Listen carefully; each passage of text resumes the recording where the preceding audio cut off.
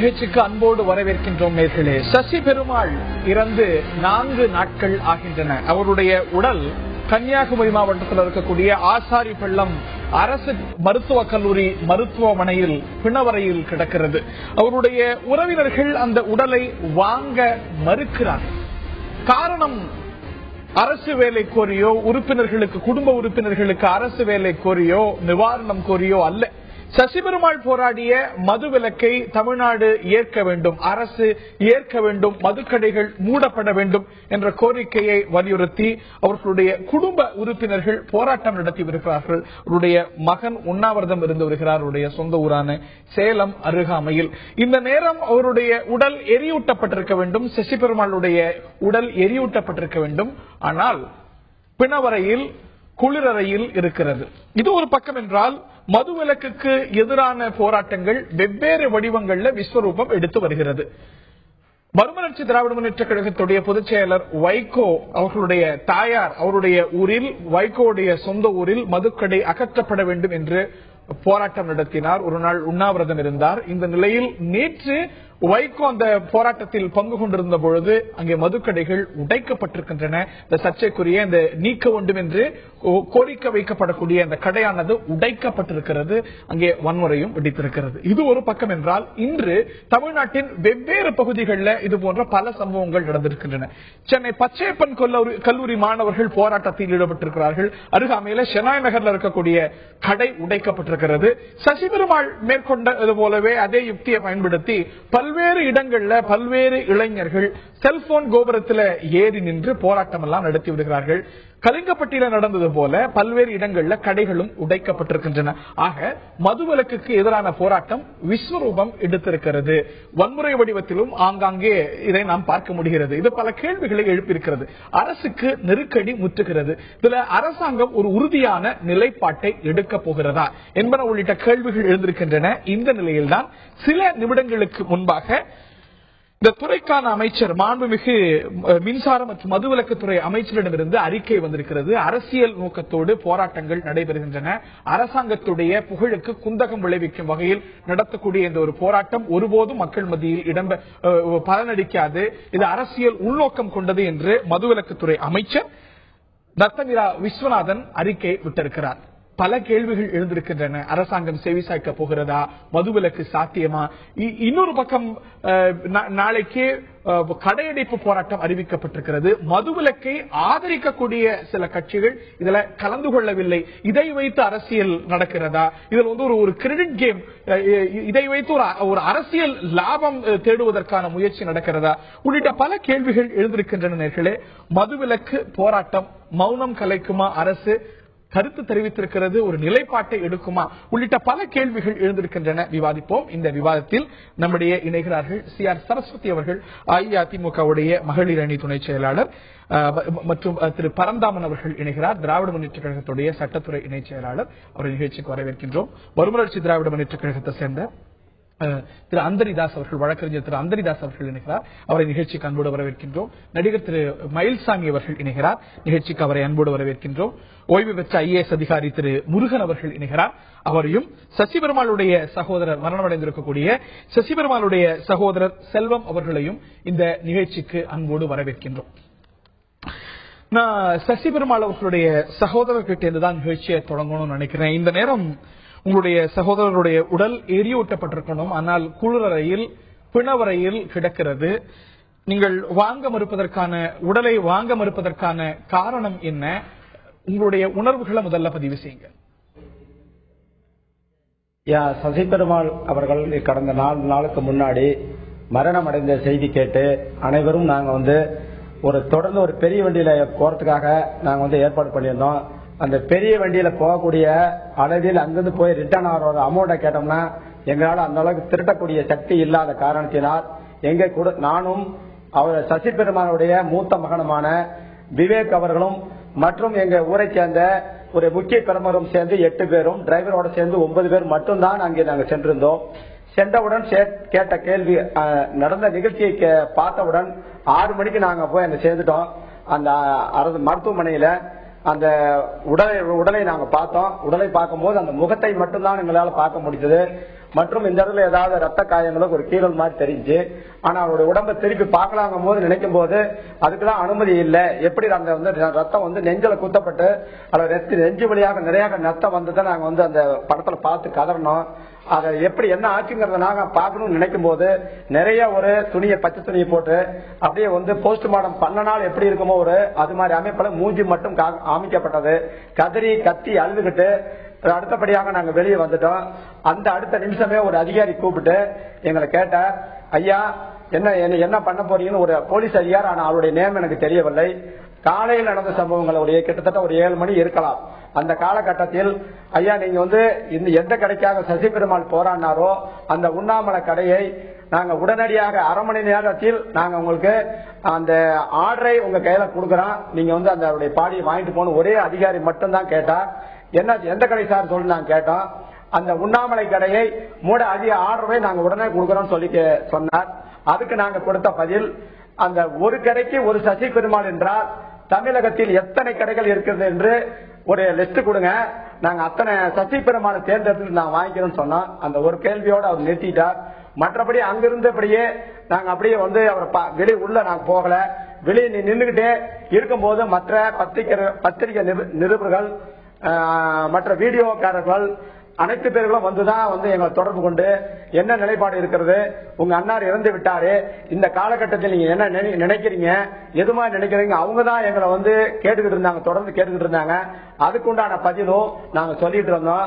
அந்த காலகட்டத்தில் அந்த சம்பவம் நடந்த இடத்தில் நாங்க அவங்ககிட்ட கொடுத்த பேட்டி, அந்த கிட்டத்தட்ட 200 அடி உயரம் உள்ள ஒரு கம்பத்தில் அவர் ஏறி உள்ளார். அந்த கம்பத்தில் ஏறிய போது கிட்டத்தட்ட ஒரு 8 மணி அளவில் அந்த சம்பவங்கள் அவரை சசி பெருமாள் அவர்கள் அந்த கம்பத்தில் ஏற முயன்றிருக்கிறார். கிட்டத்தட்ட அவருடைய உடலை நீங்க வாங்க தொடர்ந்து மறுத்து வருகிறது திரு சசி பெருமாளுடைய குடும்பம். உங்களுடைய கோரிக்கை நிறைவேறும் வரைக்கும் வாங்க மாட்டேங்கிறது உங்களுடைய நிலைப்பாடு? ஆமாங்க, அது உறுதிப்பட நிலைப்பாடுங்க. எங்களுடைய கோரிக்கை வந்து நிறைவேற்றப்பட வேண்டும் அப்படின்னு சொல்லி சொன்னோம். என்ன கோரிக்கை அப்படின்னு பத்திரிகையாளர் கேட்டாங்க. சசி பெருமானுடைய கோரிக்கையானது பூர்ண மதுவிலக்கு கேட்டிருந்தார். நாங்க அந்த மாதிரி வந்து டைட்டான் நிலையை கொடுக்கல. தற்காலிகமாக, அதாவது அரசு மருத்துவமனை அருகில் உள்ள மதுக்கடைகளும், பள்ளி அருகில் உள்ள மதுக்கடைகளும், கோவில் அருகில் உள்ள அனைத்து மதம் உள்ள கோயில் அருகில் உள்ள மதுக்கடைகளிலும், உடனே பள்ளி அருகில் உள்ள மதுக்கடைகளிலும், பொதுமக்கள் அதாவது பஸ் ஸ்டாண்ட் அருகில் உள்ள மதுக்கடையிலும் உடனடியாக மூடிவிட்டால் நாங்க எடுத்துட்டு போயிடுறோம். அதே மாதிரி அவர் உயிர் விட்ட கன்னியாகுமரி மாவட்டத்தையும் உடனடியாக, அவர் உயிர் இருந்த வாழப்பட்ட சேலம் மாவட்டத்தையும் உடனடியாக இந்த நடவடிக்கை கொண்டு வாங்க. மற்றபடி அடுத்த மாவட்டத்துக்கு படிப்படியாக நாங்க உடனே அறிவிப்பு பண்ண முடியாத காரணத்தை தெரிஞ்சுக்கிட்டு படிப்படியாக இந்த வழியை கொண்டு செல்லுங்க. இது வந்து சட்டத்துக்கு உள்பட்ட ஒரு செய்திதான் நான் சொன்னது. இது அரசிலேயே இந்த சட்டங்கள் இருக்கு. அரசாங்கத்தில் இருக்கக்கூடிய சட்டங்களை அரசே மதிக்கவில்லை என்றால் மற்றவர் யார் அமல்படுத்தும் வரைக்கும் உடலை வாங்குறது இல்லை என்ற ஒரு நிலைப்பாட்டை தொடர்ந்து வலியுறுத்தி வரீங்க. இந்த நிலையில் நான் CR சரஸ்வதி அவர்கள்ட்ட கேட்க இருக்கின்றேன். இதன் விளைவா நடந்து வரக்கூடிய பல்வேறு விஷயங்களை நீங்க அறிவீங்க. சசி பெருமாளுடைய மரணத்துக்கு பிறகு அரசியல் கட்சிகளுடைய போராட்டம் ஒரு பக்கம்னா, இன்னைக்கு மாணவர் அமைப்புகள், வழக்கறிஞர்கள், வெவ்வேறு அமைப்புகள் போராட்டத்தில் ஈடுபட்டு வராங்க. இதுல அரசாங்கம் என்ன நிலைப்பாட்டை எடுக்க போகிறத தாண்டி இது உள்நோக்கம் கொண்டது, வைகோடைய செயல்பாடு உள்நோக்கம் கொண்டது, திராவிட முன்னேற்ற கழகத்துக்கு இதை பத்தி பேசுறதுக்கு தார்மீக உரிமை இல்ல, இது காந்திய வழியான ஒரு பத்திரிகை கேள்வி கேட்டிருக்கு அப்படின்னு. இதுதான் இந்த ஒரு விளக்கம் தான் இந்த ஒரு பிரச்சனைக்கு நல்ல விளக்கமாக நல்ல தீர்வாக இருக்குமா CR சரஸ்வதி? அப்படிப்பட்ட அறிக்கை வந்திருக்கு. கலிங்கப்பட்டியில மது கடை இருக்கிறது வைகோக்கு இப்பதான் தெரியுமா? இத்தனை வருஷமா இருக்கிறது தெரியாதா? மாத்தி அண்ணா திமுக கூட்டணி இருக்கும்போதெல்லாம் மது கடைகள் இருந்தது. அப்போ அவருக்கு கொள்கை இல்லையா? அப்படிப்பட்ட கட்சிகளுடன் நான் தேர்தலில் சந்திக்க மாட்டேன்னு சொல்ல வேண்டியது இல்லையா? எத்தனை வருஷமா பார்லிமெண்ட்ல 14 வருஷமா பார்லிமெண்ட்ல MP இருந்திருக்கார். ஒரு முறையாவது இந்திய மக்கள் குடியிலிருந்து விடுபட வேண்டும், இந்திய அளவில் மதுவிலக்கை கொண்டு வர வேண்டும் பதிவு பண்ணிருக்காரு. தமிழ்நாடு முழுக்க நடைபயணம் போயிருக்கிறாரு. தமிழ்நாடு அந்த எப்பொழுது இந்த 4 வருடங்களாகத்தான். அதற்கு முன்னால் ஒன்றும் இவர்கள் அந்த கொள்கையை மிக பெருசா எடுத்து பேசல.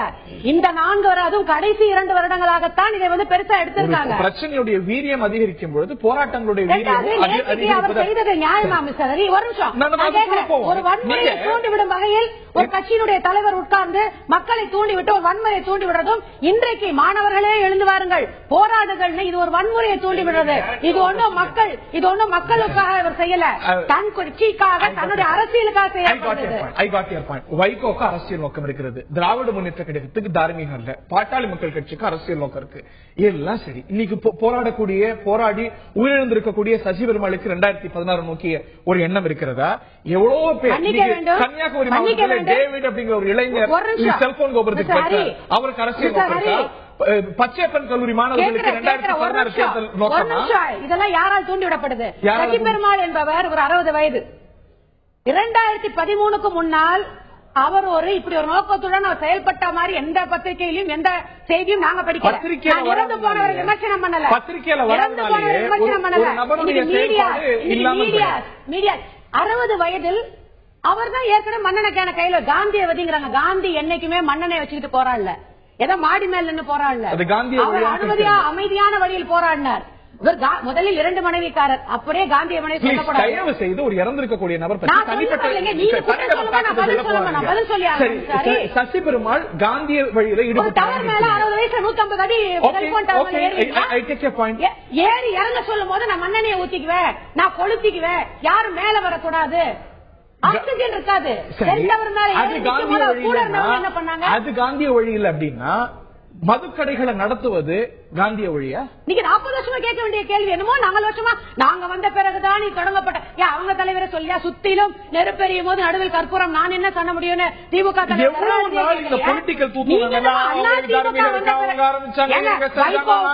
ராமதாசுக்கெல்லாம் என்னமோ அண்ணா திமுக வந்துதான் மதுவை கொண்டு வந்ததை போலவும், இதற்கு முன்னால் மதுக்கடை. நான் இப்ப கேட்கிறேன், திராவிட முன்னேற்ற கழகம் 8 தொழிற்சாலை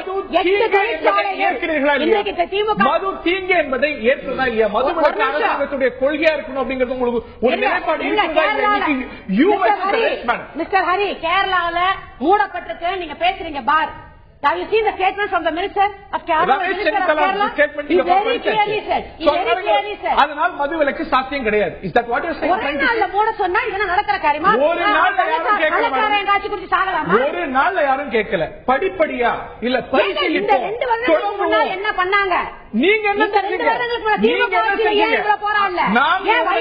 இந்த அரசு ஆட்சியில் இருக்கிறது. 4 வருடங்களாக கோரிக்கை இருக்கிறது. டெல்லிக்கு போய் நீ Indian, first you are Indian, then only you are a Tamilian. Vaiko டெல்லியில போய் அங்க இருக்க மதுக்கடை கூட்டுப்பட சொல்லுங்க பாக்கலாம். என்னங்க இந்திய மக்கள் நான் இந்தியன்னு சொல்லிக்கணும்.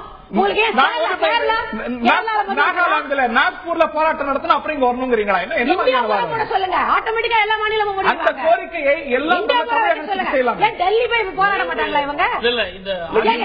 மது தொழிற்சாலைகள் இன்னைக்கு நடத்தப்படுறது 8 மது தொழிற்சாலைகள் திமுக நடத்துறாங்க. திமுக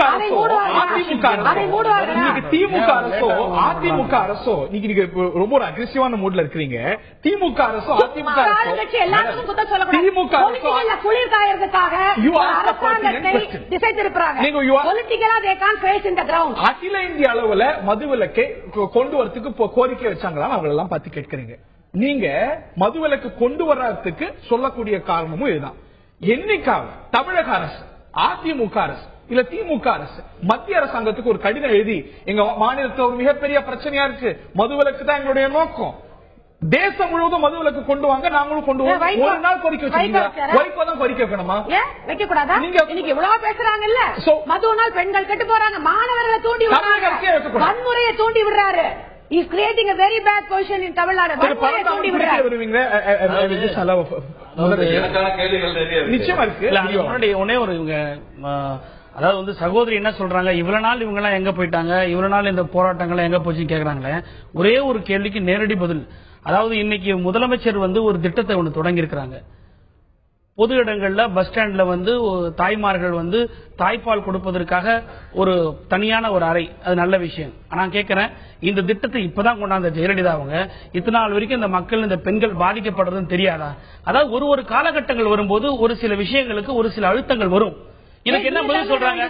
இன்னைக்கு பஸ் ஸ்டாண்ட்ல வந்து கொண்டு வர இந்த திட்டம் காலகாலமா இருக்கக்கூடிய இந்த பெண்கள் கஷ்டம் இல்ல. நான் அப்படி சொல்ல வரல. ஒரு வாதம் வரும்போது விதண்டாவாதம் பண்ணக்கூடாது, கருத்து இருக்கலாம். நான் என்ன சொல்றேன், இப்ப இருக்கக்கூடிய இயக்கங்கள், அதாவது திராவிட முன்னேற்ற கழகம் கலைஞருடைய ஆட்சியில திமுக தான் அதை கொண்டு வந்துன்றீங்கன்னா வரலாறு தெரியாம நீங்க சொல்லக்கூடாது. அதாவது நீங்க பேசுறீங்க, நான் அமைதியா இருந்தேன். அதாவது கலைஞர் தன்னுடைய ஆட்சி காலத்திலே மதுவிலக்கு கொண்டு வந்து அமல்படுத்தி காட்டிய முதல்வர் கலைஞர். அதற்கு பிறகு வந்த எம்ஜிஆர் எப்படி கொண்டு வந்தாருன்னா நாட்டு மக்களுக்கு தெரியும். சும்மா தவறான கருத்துக்களை சொல்லி ஒண்ணு கிடையாது. அதெல்லாம் முடிஞ்சு விட்டது. அது வரலாறு, அதை மறைக்க முடியாது. இவங்க என்னதான் கூப்பாடு போட்டாலும் வரலாறு மறைக்க முடியாது. நான் என்ன சொல்றேன்,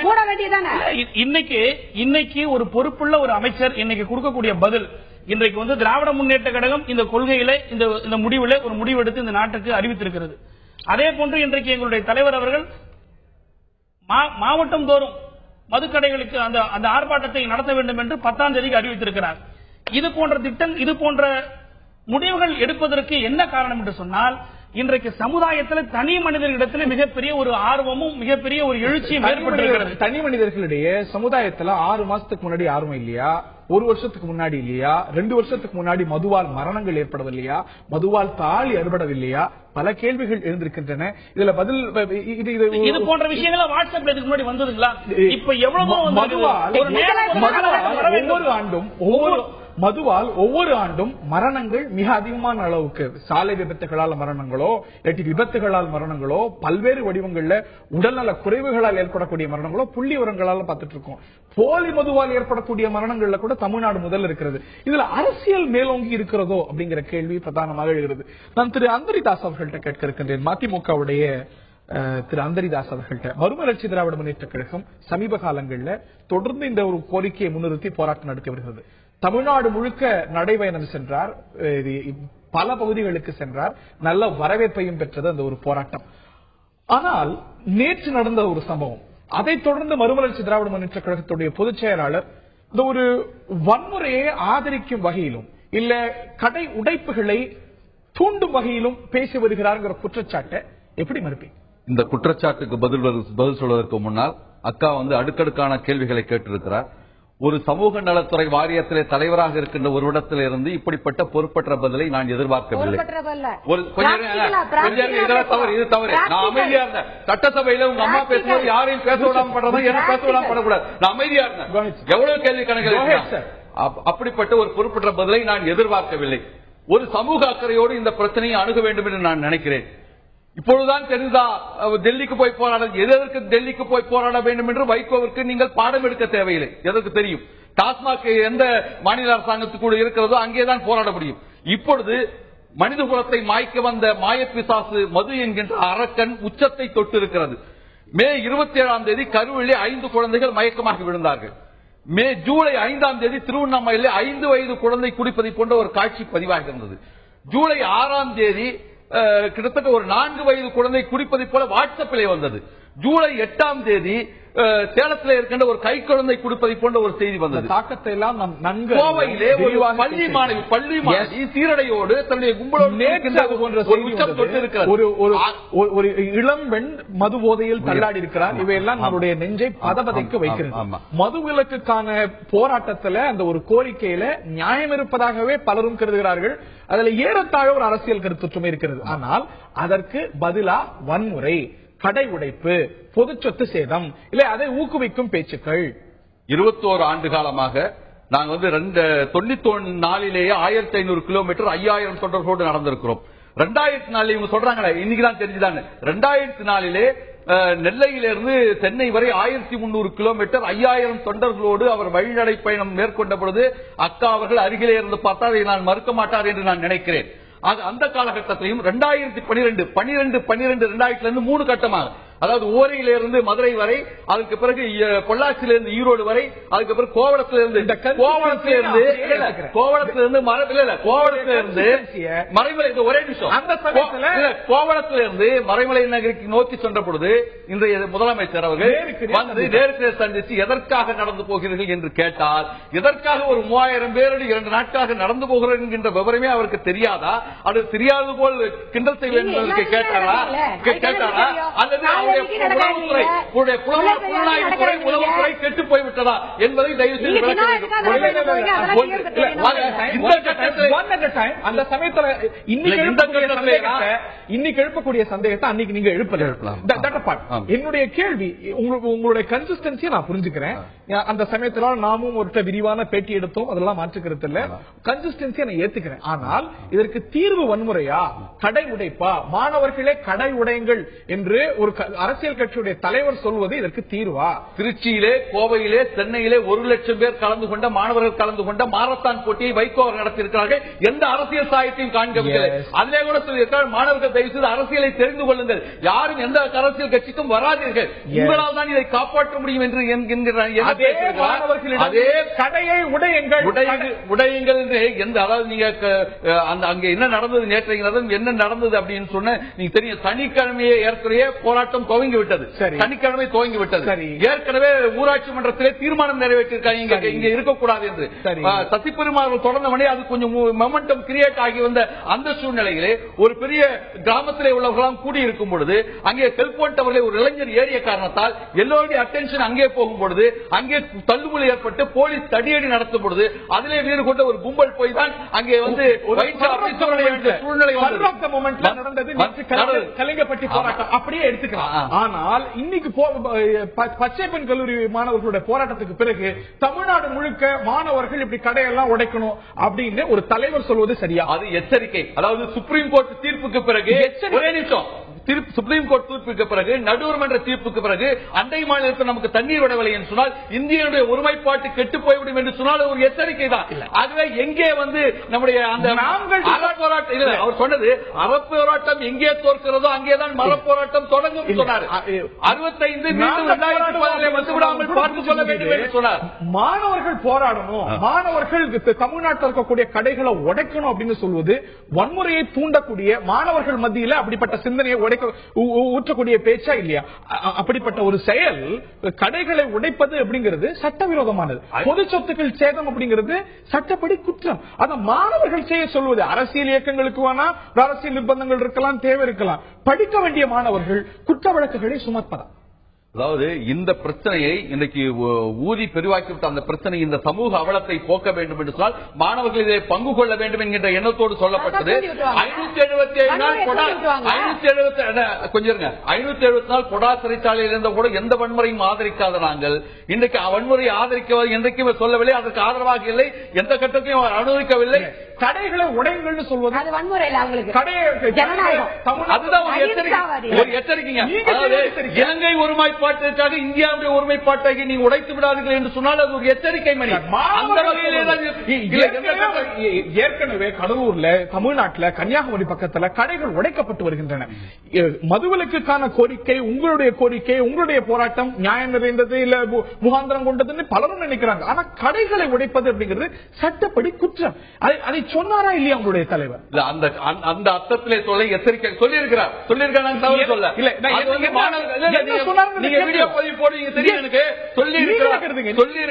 மாணவர்கள் வந்து இதில் தன்னுடைய கவனத்தை திருப்ப வேண்டும் என்பதற்காக சொல்லியிருக்கிறார். ஆனால் இதை சொல்வதற்கு அதிமுகவுக்கு எந்த தார்மீக செப்டம்பர் 27 அரசாங்க பஸ்களை உடைத்து அண்ணா சமாதிக்கு முன்பே இன்றைக்கு எந்த விதமான ஒரு முன்னறிவிப்பு இல்லாமல் உண்ணாவிரதம் இருந்து சட்டத்தை சீர்குலைத்து சொல்கின்ற யோசனை கிடையாது. எந்த கட்டத்தையும் மாணவர்களை வைகோ தூண்டிவிடவில்லை. இது ஒரு எச்சரிக்கை செய்திருக்கிறார். நீங்களே சொல்லுங்க, நீங்க போடுங்க. சொன்னதான் சொல்றேன், வாபஸ் வாங்கல. நேற்றைக்கு மாதிரித்தேன், இன்று மாதிரித்தேன், நாளை மாதிரித்தேன் எப்படி சொன்னோமோ சொன்னதை சொன்னது மறுக்கின்ற ஒரு நிலைமை என்றைக்கு எங்களுக்கு கிடையாது. இது என்ன அர்த்தம் கிடையாது. அர்த்தம் மட்டும் நம்ம கேட்டுடலாம். திரு வைகோ அவர்களுடைய கருத்து. வகுப்பறை விட்டு வெளியே வாருங்கள். கல்லூரிகளை விட்டு வெளியே வாருங்கள், தெருவுக்கு வாருங்கள், டாஸ்மாக் கடைகளை உடைத்து நொறுக்குங்கள். ஒரு கடை இருக்கக்கூடாது. மாணவர்களே, வகுப்பறை விட்டு வெளியே வாருங்கள், கல்லூரிகளை விட்டு வெளியே வாருங்கள், தெருவுக்கு வாருங்கள், டாஸ்மாக் கடைகளை உடைத்து நொறுக்குங்கள். ஒரு கடை இருக்கக்கூடாது. இது சட்டப்படி குற்றம். இது பெரிய ஜனநாயகவாதி அவரு. இது வன்முறை இல்லையா அது?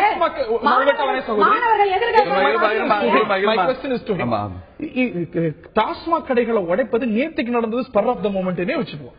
இன்னைக்கு நாளைக்கு மாணவர்கள்லாம் இப்படி செய்யுங்க அப்படின்னு சொல்லுவது, மாணவர்கள் செய்தா பட்டம் வாங்க வேண்டிய மாணவர்கள் குற்றப்பட்டம் வாங்குவதா, சிறைகளுக்கு செல்வது, வழக்குகள் சுமப்பதா, அது நிரூபிக்கப்பட்டா ஜெயில் தண்டனை கிடைக்கும்.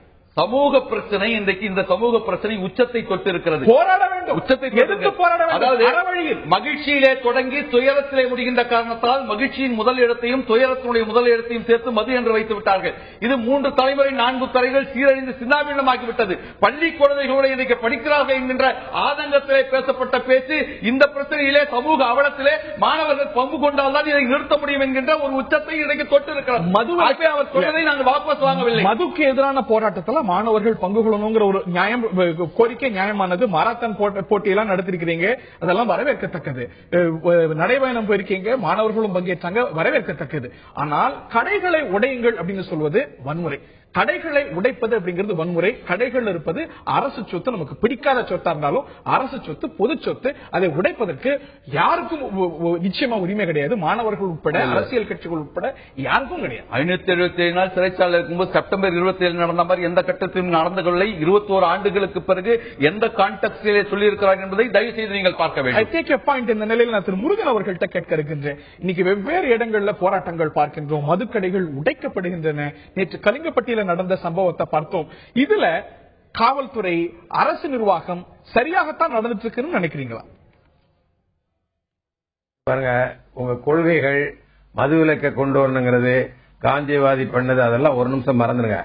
ஆக்சுவல் அட்மினிஸ்ட்ரேட்டிவ் மேட்டர்னு பார்த்தா சட்டம் கையில் எடுக்கப்பட்டிருக்கிறது. நீங்க நான் அப்படிதான் பண்ணுவேன், இப்படிதான் உடைப்பேன், அப்படிதான் உடைப்பேங்கிறது, அது மது கொள்கையா இருந்தாலும் சரி, அல்லது ஓஏபி தரல, நாங்கெல்லாம் ரோட்ல இருப்போம், போலீஸ் போய் அடிப்போம். பாருங்க, உங்க இதுல பிரமாமா லைவ் காட்டினீங்க. வைகோ அவர்களே நம்ம நெருங்கிய நண்பர் தான். அவரு காலேஜ்ல எல்லாம் நாங்க ஒன்னா படிச்சோம். அவர் இந்திய பண்ணும்போது நான் இந்தி வாழ்க்கைன்னு பேசிட்டு இருந்தவன். அப்பவே நாங்க பார்த்தோம் என்னன்னா, மாணவர்களுக்கு அது அவரே சொல்றாரு, பச்சை பாசல் தான் அன்று இந்திய எதிர்ப்பு தோன்றியது அப்படின்னு. இதெல்லாம் உண்மை. ஆனால் டைரக்டா கையில ஒரு ஆக்ஷன் எடுத்து சட்டம் ஒழுங்கை மீறுகின்ற மாணவர்களை தடியடி பண்ணி கலைத்ததை நாம் தவறு என்று சொல்ல முடியாது. ஏன்னா ஒரு 2 பேர் விஸ்கியை தூக்கிட்டு ஓடுறாங்க, கல்ல தூக்கி எறியறாங்க. நீங்க அழகா சொன்னீங்க, அதாவது கவர்மெண்ட் ப்ராப்பர்ட்டி, இது பிரைவேட் ஷாப்னு கூட சொல்ல முடியாது, கவர்மெண்ட் ப்ராப்பர்ட்டி அடிச்சு கொடுக்கறாங்க. அங்க போலீஸ் ஆக்ஷன் எடுக்கலன்னா அடுத்த கடையை அடிப்பாங்க. அப்பவே அடிக்க போயிருப்பாங்க, அம்ஜிக்கரையில இருந்து அடுத்த இடத்துக்கு போயிருப்பாங்க.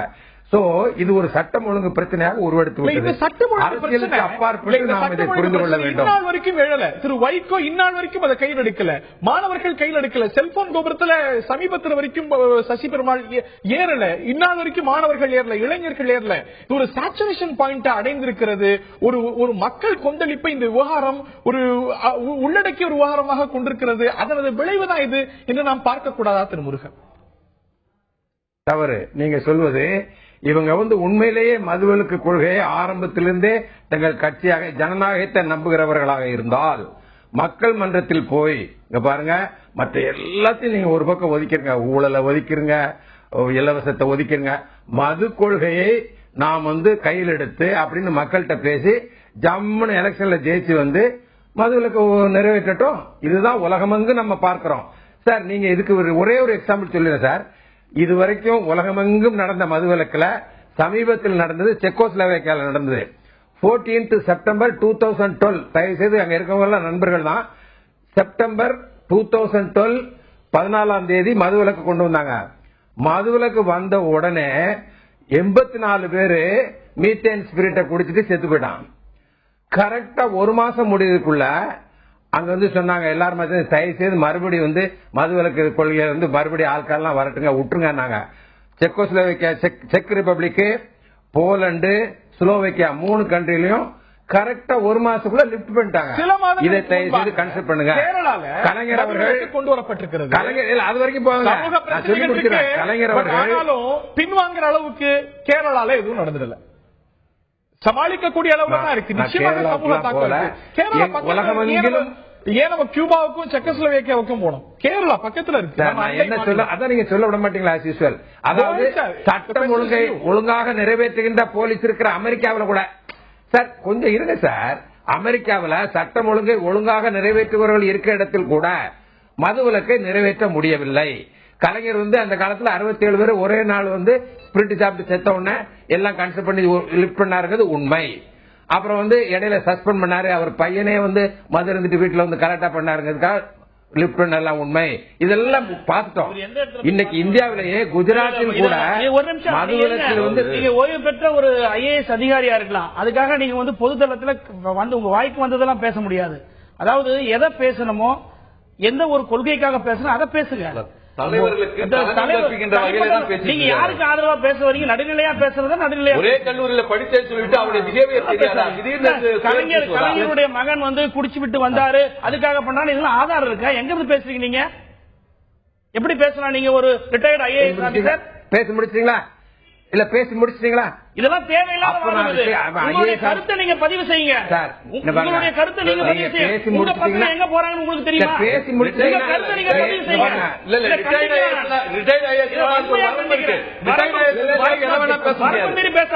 Take back the word.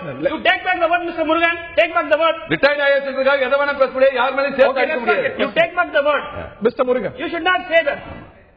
திரு முருகன் அவரு சார் எங்களுக்கு தெரியும் அதெல்லாம். சார் உங்களுக்கு நான் போதிக்கல சார். உங்களை விட அந்த காலத்துல நான் மாணவனா இருந்த காலத்துல பார்த்த விஷயத்த சொல்லியிருக்கேன். அது மாதிரி ஆள் இல்லன்னு சொல்லியிருக்கணும். நீங்க உங்களுடைய பேச்சிலிருந்து நீங்க எப்படி கடந்த காலத்துல செயல்பட்டீங்க எங்களுக்கு தெரிய வருது. அவ்வளவுதான் போலாம். பயங்கரமான அயோக்கியம். அரசியலுக்காக ஒரு MLA சீட் வேணுங்கிறதுக்காக தலைவரை போல்ற அயோக்கியம் சார் நானு. இல்ல சார் நீங்க எப்படி இருக்கீங்க பத்தி எங்களுக்கு தெரியாது. ரிட்டையர்ட் IAS இல்ல தெரியும்.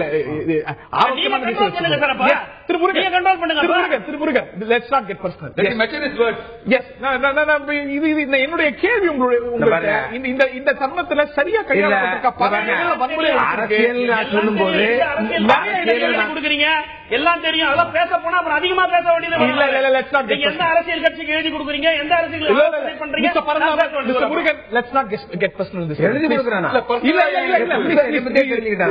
ரெண்டு தரப்புமே கேட்டுக்கிறேன். ஆரோக்கியமான திசையில இந்த ஏதோ ஒரு கட்சிக்கு எழுதி கொடுக்குறாங்கிறாரு. இல்ல இது ரெண்டுமே அனுமதிக்கத்தக்கது.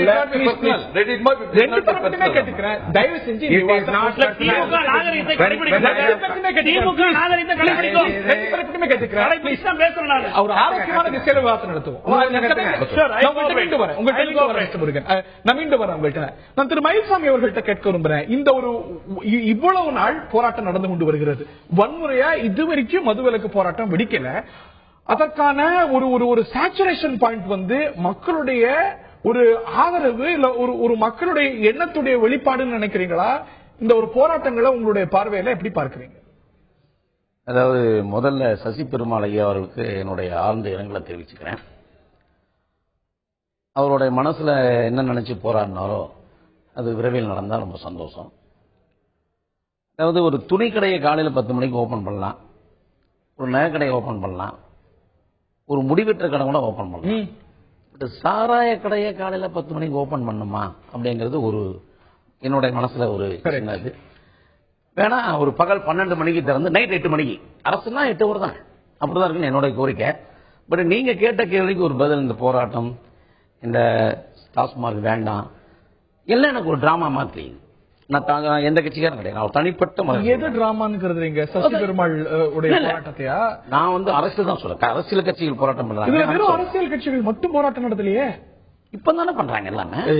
மதிமுக நடத்துது இல்ல திமுக நடத்துது, இப்பதானே நான் என்ன சொல்றேன் எப்ப நடத்தணும் நான் சொல்றேன். நான் முதல்ல என்ன சொல்றேன், சில வாரங்களுக்கு முன்பாக வேற ஒரு அரசியல் கட்சி, அதற்கு முன்பாக வேற ஒரு எல்லா அரசியல் கட்சியும் பொதுவா சொல்றேன். என்னென்ன காலகட்டங்களை நான் பிரச்சாரம் பண்றதை நாங்க வரிசையா சொல்றோம். நீங்க அப்புறம் சொல்லுங்க. அதாவது இருக்கிற அத்தனை அரசியல் கட்சி எந்தெந்த கட்சிகள் போராட்டம் பண்ணுதோ அத்தனை கட்சிகள் தனித்தனியா ஒரு மாநாடு நடந்துட்டோம்.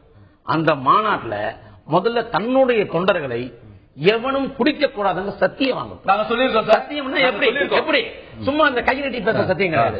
ஒய்ஃப் மேல, அம்மா மேல, பையன் மேல எல்லாரும் சத்தியம் பண்ண சொல்லி இரண்டு நிர்வாகிகள் நடவடிக்கை எடுத்திருக்கிறோம். இது தொடர்ந்து சொல்லப்பட்டு வருது. இன்னைக்கு நேற்று முன்தினம் ஒரு இளம்பெண், அதற்கு முன்னாடி ஒரு மாணவி, அந்த ஒரு மாணவி வந்து அந்த மாணவர்கள்லாம் வந்து குடிச்சிட்டு ரோட்ல அலையும் பொழுது அந்த பெற்றோர்கள்லாம் குடிச்சிட்டு அலைன்னு சொல்லல. இந்த மதுவுடைய தாக்கம், அதனது வீரியம் இந்த இளம்பிள்ளை வரைக்கும் மாணவர்கள் குடிக்காதவங்களுக்கு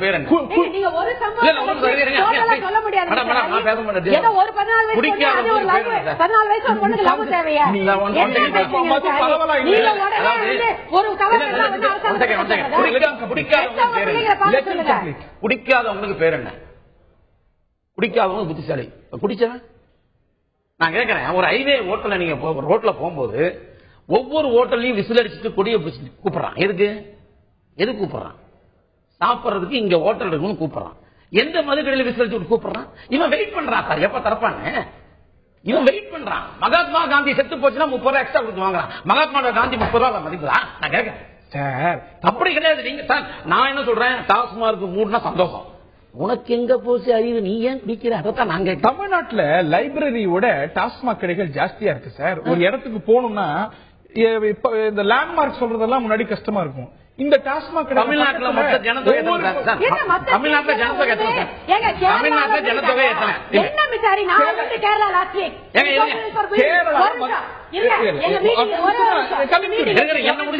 தமிழ்நாட்டுல ஜனத்தொகை எவ்வளவு? சுமாரா 7 கோடிக்கு மேல. 7 கோடியா? 7.5 கோடி குடிக்கிறது 1 கோடி மக்கள் தான். பாண்டிச்சேரியில சின்ன கண்ண 336 கடை இருக்கு, சந்து. அதை யாருமே பேச மாட்டேங்கிறீங்க. அங்க தமிழ்நாடு இருக்குன்னா இதே திட்டம் அங்கே இருக்கு. ஏன் பாண்டிச்சேரி எடுக்க மாட்டேங்கிறீங்க? அப்ப அவன் மட்டும் பிடிச்சி சாப்பிடலாமா? சொல்லுங்க சார் பதில. பாலிடிக்ஸ் பண்ணக்கூடாது. உங்க போராட்டம் நியாயமா இருந்ததுன்னா நீங்க கூட்டணி வைக்கும் போது எனக்கு சீட்டு கம்மியா இருந்தாலும் பரவாயில்ல, அதிகமா இருந்தாலும் பரவாயில்ல, குடிய நிப்பாட்டும் சொல்லிருக்கணும். எந்த கட்சியா சொல்லியிருக்காங்க? அதாவது உங்க போராட்டம் உங்க போராட்டம் எதுக்காக பண்றீங்க? அது வேண்டாம் தானே. எல்லாம் ஒண்ணு தருங்க சார், எல்லாம் ஒண்ணு தருங்க. ஆளுக்கு ஒரு டேட்டு, 6ஆம் தேதி 1, 10ஆம் தேதி 1, 4ஆம் தேதி 1. எல்லாம் தனித்தனி கட்சி சார், எல்லாம் ஒண்ணா வர முடியாது. மக்களுக்காக தான் போராடிக்கிறோம். பள்ளி மாணவர்கள் இப்படி இருக்கிறாங்க சார், போராடி இருக்கிறோம். எங்களுக்கு நம்ம ஓட்டு போராடிக்கிறோம்.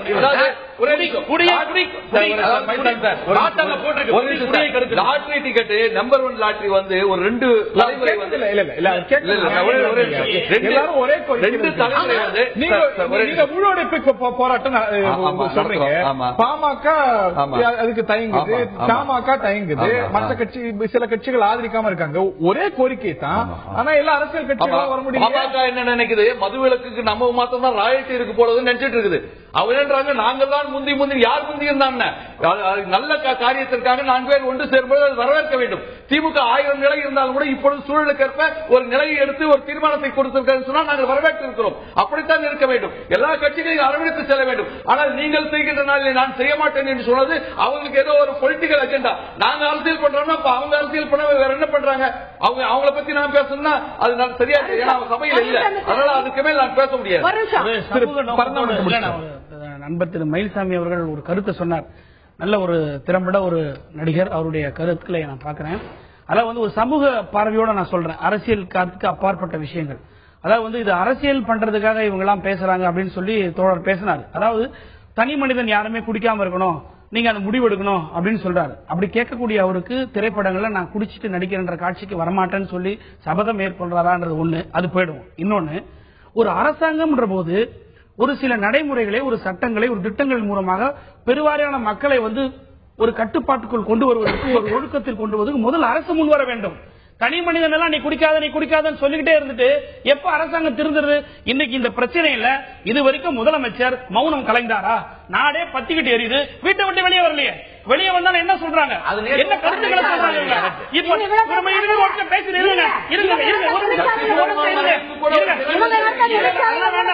அதெல்லாம் சொல்ல வரல.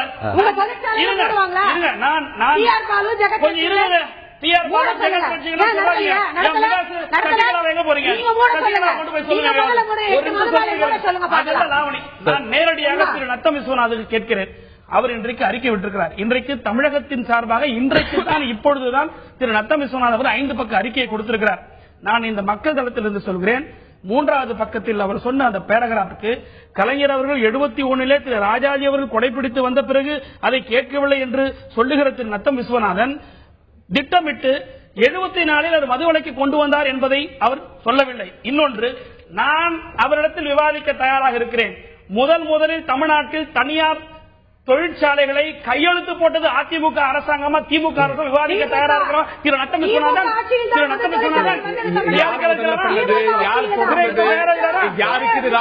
நான் விவாதிக்க தயாரா இருக்கிறேன்.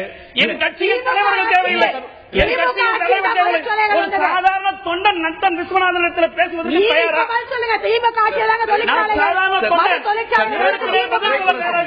நிலையில் திரு சசி பெருமாளுடைய சகோதரர் கிட்ட நான் கேட்க இருக்கின்றேன். திரு சசி பெருமாள் ஒரு காந்தியவாதியாக அறியப்படுபவர். ஆனால் இன்னைக்கு பார்க்கும்பொழுது வெவ்வேறு இடங்கள்ல மாணவர்கள் போராட்டத்தில் இறங்குறாங்க, செல்போன் கோபுரத்துக்கு மேல போறாங்க, கடைகள் உடைக்கப்படுகின்றன. தமிழ்நாட்டில் வெவ்வேறு இடங்கள்ல கடலூரியாகட்டும் இல்ல சென்னையிலாகட்டும் கடைகள் உடைக்கப்படுகின்றன. இதை உங்களுடைய சகோதரர் விரும்பி இருப்பார். அவருடைய கோரிக்கை, அதற்காகத்தான் இந்த போராட்டங்கள் நடைபெறுகிறது, மாணவர்களும் ஈடுபடுறாங்க. கடைகள் உடைக்கப்படுறத இல்லாட்டி மற்றவர்கள் செல்போன் கோபுரத்துல ஏறுவத, இதை உங்களுடைய சகோதரர் விரும்பி இருப்பாரா?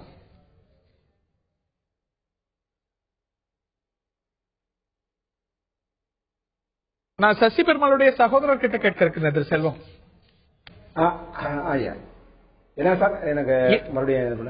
நான் உங்கள்கிட்ட முன்வைத்த கேள்வி, உங்களுடைய சகோதரர் ஒரு காந்தியவாதியாக அறியப்படுபவர்.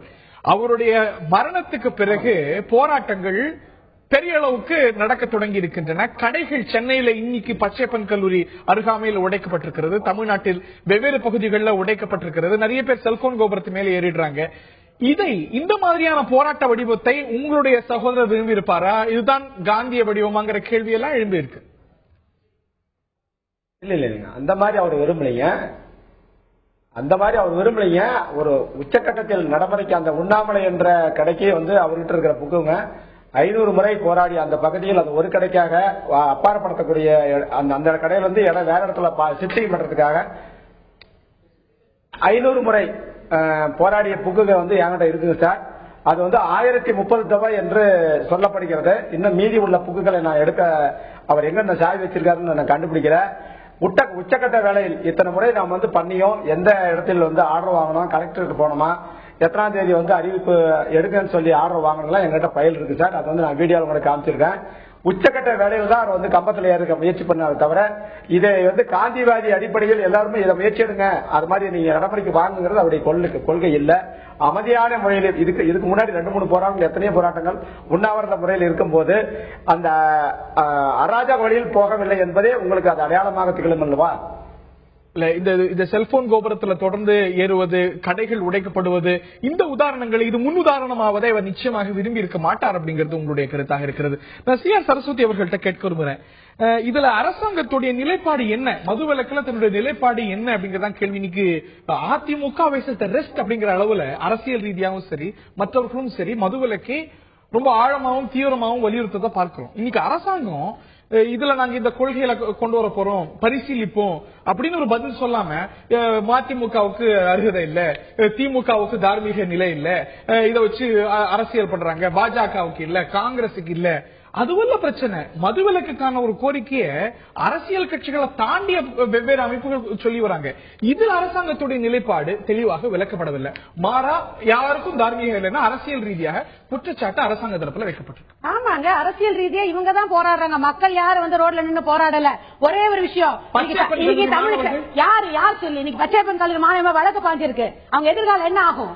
அவங்க படிக்க சொல்லி பெற்றவங்க அனுப்பிச்சா அவங்க இன்னைக்கு போராடுறாங்க. அதைத்தான் நான் கேட்கிறேன். அவர் வந்து தார்மீக முறையில அவர் போராட்டம் நடத்தா நாங்க ஒண்ணும் சொல்லல.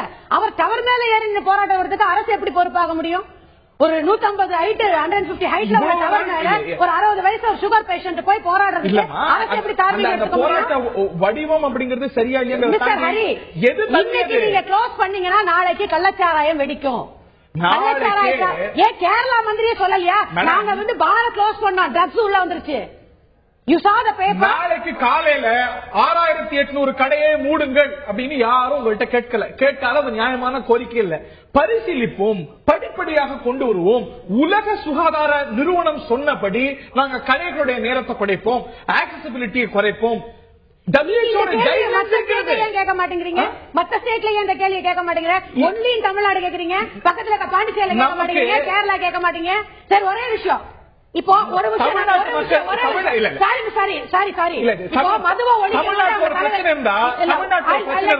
முதல்ல நாகாலாந்துல, முதல்ல கேரளால, முதல்ல கர்நாடகால அதெல்லாம் India, not only in states. Liquor policy must be taken in India. நீங்க லிக்கர் பாலிசினா ராகுல் காந்தி பான் பராக்கி ஏன் பேன் பண்ணீங்க? பாக்கெட் சாரத்தை ஏன் பேன் பண்ணீங்க? மத்த மாநிலங்கள்லாம் இது கிடைக்கலையா? 40 வருஷமா குடிக்கிறவன போய் டெய்லி நிறுத்துன்னு சொல்ல முடியாது. பாக்கெட் சாராயம் கள்ளச்சாராயம் காய்ச்சப்படுது. கள்ளச்சாராயம் காத்து குடிக்கிறான். நல்ல சாராயத்தால சாவறானே, நல்ல சாராயத்தால காலி அறுபடுங்க. அவர் மயில்சாமி சொன்ன மாதிரி நான் குடிக்கிற வர்க்கம் யார் தெரியுமா? 30% ஆஃப் பீப்புள் உழைக்கிற வர்க்கம் தான். உங்க டிவி பேட்டியில சொல்லலையா? நான் காலையில இருந்து வண்டி இழுக்கிறேன், சாயங்காலம் நான் குவார்டர் அடிச்சாலும் தூக்கம் வரும். மிடில் கிளாஸ் ஃபேமிலி குடிக்கிறது இல்ல, மிடில் கிளாஸ் ஃபேமிலி குடிக்கிறது இல்ல. 40 நீங்க ஒரு நாள் நிறுத்தி ஒரு நாள் எல்லாரையும் நீங்க திருத்த முடியும். சரி, நான் இவ்வளவு கேட்கிறேன். மிஸ்டர் வைகோ வந்து இவ்வளவு பேசுறாருல, புகையிலை ஈக்குவலா இல்லையா? டொபாக்கோ வந்து இட்ஸ் இன்ஜூரியஸ் டு ஹெல்த்தா இல்லையா? It's create cancer. வைகோவுடைய மகன் டொபாக்கோ டிபோர்ட் நிறுவனத்தின் அவர் புதல்வர் துரை வையாபுரி 2000 ஆண்டாமல இருந்து டிஸ்ட்ரிபியூட் பண்றாரு. அது நல்லதா? அதே மாதிரி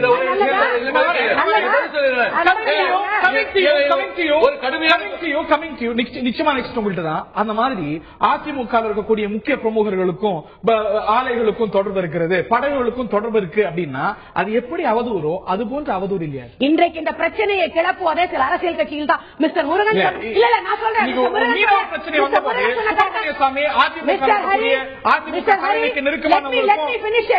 இப்போ முருகன் சொன்ன கருத்தை தான் நான் சொல்றேன். அத்தனை பேரும் தேர்தலை சந்திங்க, மக்கள்கிட்ட போய் சொல்லுங்க, மக்களே எங்களுக்கு ஓட்டு போடுங்க, நாங்க மதுக்கடைகளை மூடுவோம். 6 மாசம் அரசியல் தேர்தல் சொல்றாங்களே, கிட்ட மக்களை சந்திக்கிறதுக்கு தைரியம் இல்லாம இன்னைக்கு ஜெயலலிதா இருக்கிறாங்க. நீங்க தைரியம் இல்ல, நீங்க தைரியம் இல்ல, உங்களுக்கு தைரியம் இல்ல, உங்களுக்கு இல்ல, உங்களுக்கு இல்ல, இல்ல. நாங்க எப்ப பாக்குறோம் அப்ப பாத்துறோம்.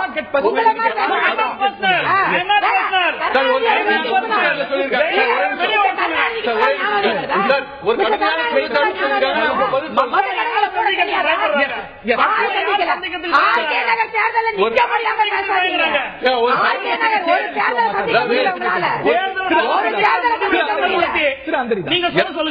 ஒரு கடுமையான குற்றச்சாட்டை சிஆர்எஸ் சொல்லியிருக்காங்க. அவங்க எவ்வளவு நாள் கட்சியில இருந்தாங்க அவங்களுக்கு தெரியும். ஒரு கடுமையான குற்றச்சாட்டு சொல்லியிருக்காங்க. நான் தயவுசெய்து பதில் சொல்லணும். அதாவது முல்லை பெரியாறு அணையை உடைக்க வேண்டும் என்பதற்காக இந்த 8500 இதுல வந்து ஏக்கர்ல 3000 ஏக்கர் எப்படி ரிசோர்ட் அதிபர்கள் நேரடியாக பயன்பெற்றார்களோ, அவர்கள் தூண்டிவிட்டு எப்படி கேரளாவிலே அணை உடைந்துவிடும் என்று பிரச்சாரத்தை கைக்கூலிகள் மேற்கொண்டார்களோ, அப்படி இந்த டிஸ்டிலரிஸாலையும் பிஸ்லரிஸாலையும் டாஸ்மாகளையும் பலனடைகின்ற கைக்கூலிகளுடைய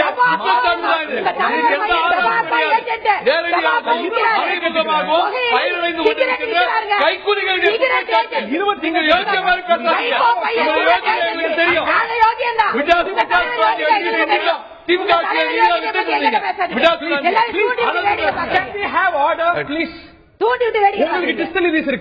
உங்களுக்கு வந்து டொபாக்கோ ஃபேக்டரி இருக்கா?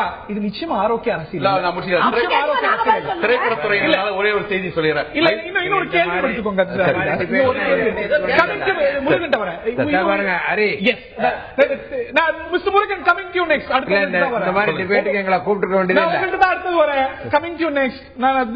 அவர்கள்ட்ட கேட்க விரும்புறேன். இப்ப எழக்கூடிய கேள்வி இதே இடத்துல கலிங்கப்பட்டியில தொடர்ந்து இந்த கடைகள் இந்த ஒரு கடை, இந்த சர்ச்சைக்குரிய கடை அப்படிங்கிறது தொடர்ந்து இருந்து வந்திருக்கிறது இல்லையா? இப்போ சசி பெருமாள் போராடிய இந்த உண்ணாமலை கடையில கோர்ட் ஆர்டர் இருக்கிறது. அங்க கடை இருக்கக்கூடாது, நீக்கணும்னு கோர்ட் ஆர்டர் இருக்கிறது. பல முறை அந்த ஊர் நிர்வாகம் சார்பாக எழுதி கொடுக்கப்பட்டிருக்கிறது. அதுக்கு பிறகு சசி பெருமாள் போராட்டம் நடத்தினார். நான் கலிங்கப்பட்டியில தொடர்ந்து கடை இருக்கிறது, தொடர்ந்து உங்களுடைய தலைவர் அங்க போயிட்டு வராரு. திடீர்னு நேத்திக்கு அந்த கடை உடையறதுக்கான காரணம் என்ன? சசி பெருமாளுடைய மரணம் வரைக்கும் இந்த கடை உடையறதுக்கு காத்திருக்கணுமா? இந்த போராட்டம் காத்திருக்கணும். சேச்சுரேஷன் பாயிண்ட் ரீச் ஆயிருக்கு. தேமுதிக தலைவர் ஒன்னு சொல்லியிருக்கிறார், அகிம்சை போராட்டத்தை கூட அகிம்சை போராட்டத்தை கூட வன்முறை போராட்டமாக போலீஸ் மாற்றிக்கொண்டு, அதிமுக போலீஸ் மாற்றிக்கொண்டு இருக்கிறது. சாதாரணமாக நடந்திருக்கின்ற போராட்டத்தை கூட வன்முறை களமாக இன்றைக்கு சித்தரிக்க தொடங்கி இருக்கிறது. மயில்சாமி என்ன இருக்கிறதுனால ஒரே ஒரு திரைப்படம் சம்பந்தப்பட்ட ஒரு செய்தி மாத்திரம் சொல்றேன்.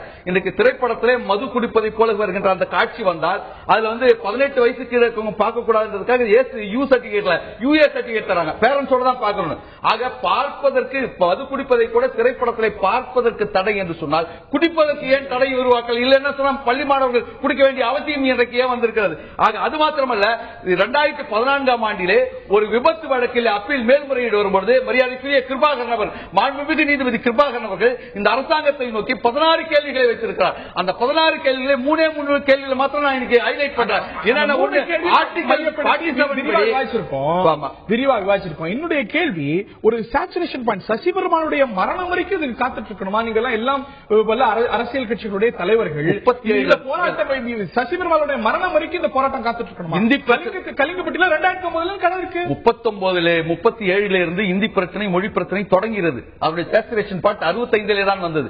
இந்த பிரச்சனை பொறுத்தவரை ஏற்கனவே ஊராட்சி மன்றத்தில் தீர்மானம் போடப்பட்டிருக்கிறது. அங்கு அமைதியாக இருந்த கூட்டத்தில் தடியடி நடத்திய பிறகுதான் இன்றைக்கு அவருடைய திசை கவனம் திரும்ப ஆரம்பித்திருக்கிறது. தவிர இது வேண்டுமென்றே ஒரு அகிம்சை போராட்டத்தை வன்முறை போராட்டமாக அதிமுக போலீஸ் இங்கு மாத்திரமல்ல தமிழகத்துடைய எல்லா இடங்களிலும் மாற்றிக்கொண்டிருக்கிறது நான் பகிரங்கமாக குற்றம் சாட்டுகிறேன். சேச்சுரேஷன் பாயிண்ட் இந்த விவகாரத்தில் வந்திருக்கிறது. அதனது விளைவுதான் இந்த ஒரு போராட்டங்கள் அப்படிங்கிற ஒரு பார்வை இருக்கிறது. இன்னைக்கு அரசியல் கட்சிகளை தாண்டி மாணவர்கள் வீதிக்கு வந்திருக்கிறாங்க, கடைகளை உடைச்சிருக்கிறாங்க. ஒரு சேச்சுரேஷன் பாயிண்ட் இந்த விவகாரத்தில் வந்திருக்கிறது அப்படின்னு நினைக்கிறீங்களா திருமுருகன்? நீங்க நான் ஆரம்பிச்சப்போ நீங்க இடையில இருக்கனால என்னை கூப்பிட்டு வேண்டியதுல அரசியல் டிபேட்னா எனக்கு ஒண்ணும் தெரியாது. நான் சொல்றது பிராக்டிக்கலா கவர்மெண்ட் எல்லா இன்னைக்கு அழகா ஒரு பேட்டி கொடுத்திருக்காரு வைகோ. அவர் என்ன சொல்லியிருக்காருன்னா, மாணவர்களே நீங்கள் போராடினால்தான் இந்த பிரச்சனைக்கு ஒரு முடிவு வரும். அரசியல் கட்சிகள் எங்களையும் சேர்த்து சொல்கிறேன், இது தேர்தல் சம்பந்தப்பட்ட விஷயம் தெளிவா சொல்லிட்டாரு. இப்ப நான் என்ன சொல்றேன், மறுபடியும் சொல்கிறேன், நீங்கள் இந்த கொள்கைகளை எடுத்துக்கொண்டு மக்களிடம் போங்கள். மக்கள் தேர்தலில் உங்களுக்கு ஓட்டு போட்டவுடனே யார் ஜெயிக்கிறீங்களோ எனக்கு பாமக ஜெயிக்குதோ அது தேமுதிக ஜெயிக்குதோ அதை பத்தி கவலையே இல்ல. ஜனநாயகத்தை நம்புகிறோம். வந்தவுடன் கடையெல்லாம் ஒரே நாள்ல மூடிடுங்க. அதை விட்டுட்டு சிஎம்க்கு ஹெல்த் இல்லையா, மக்களை சந்திக்கலன்னா ஹெல்த் இல்லதெல்லாம் பேசாங்க தயவு செய்து. உங்களுக்கு ஹெல்த் இல்லாத ஒரு முதல்வர் இருந்தாலும் எந்த கட்சியா இருந்தாலும் அவங்க வர்றதை நாங்களே விரும்ப மாட்டோம். மக்களை அவங்க சந்திக்க வேண்டிய அவசியமே இல்ல. ஜனநாயகத்துல ஒரு தலைவர் தன்னுடைய தொண்டர்கள் மூலமாகவோ இரண்டாம் கட்ட தலைவர்கள் மூலமாகவோ மக்களை சந்தித்தாலே போதும். ஒரே ஒரு விஷயத்தை மட்டும் சொல்லி நான் முடிக்கிறேன். நான் புரோகிபிஷன் டிபார்ட்மெண்ட்ல ஒர்க் பண்ணிருக்கிறேன். அதாவது புரோகிபிஷன் இருக்கிற காலத்திலையும் அதிகமான அளவு கள்ளச்சாராயம், லேபரேட்டரியில ஸ்டூடெண்ட் ஸ்பிரிட் எடுத்து குடிச்சு 37 பேர் செத்தான் சார். அதே மாதிரி இந்த சாவுகளை நாம் தடுக்க வேண்டும். அதற்கும் புரோகிபிஷனுக்கும் சம்பந்தம் இல்லை என்பது எல்லா நாடுகளிலும் உணரப்பட்ட ஒரு விஷயம். பாண்டிச்சேரியில நம்ம பணம் பூரா போய் நாங்களே விழுப்புரத்துல நாங்க ஆர்டிஓ இருக்கும்போது சாப்பிடுறதுக்கு மட்டும் பாண்டிச்சேரியில போய், ஏன்னா அங்க ட்ரிங்க் சாப்பிட்டு விழுந்துருவோம். எல்லா பொருளாதார ரீதியா மோசம். இந்த விஷயம் எல்லா மக்களுக்கும் எல்லா அரசியல் கட்சிகளும் பொதுவான ஒரு பிரச்சனை. மதுவிலக்கை கொண்டு வருவது தடுக்க முடியாது. ஒரு சிறிய சந்தேகம் மட்டும் கேட்கிறேன். மதுவிலக்கு வந்தா போலிச்சாராயத்துடைய அளவு பெருகிடும் அப்படின்ற வாதம் வைக்கிறீங்க. குஜராத்ல மதுவிலக்கு அமலில் இருக்கிறது.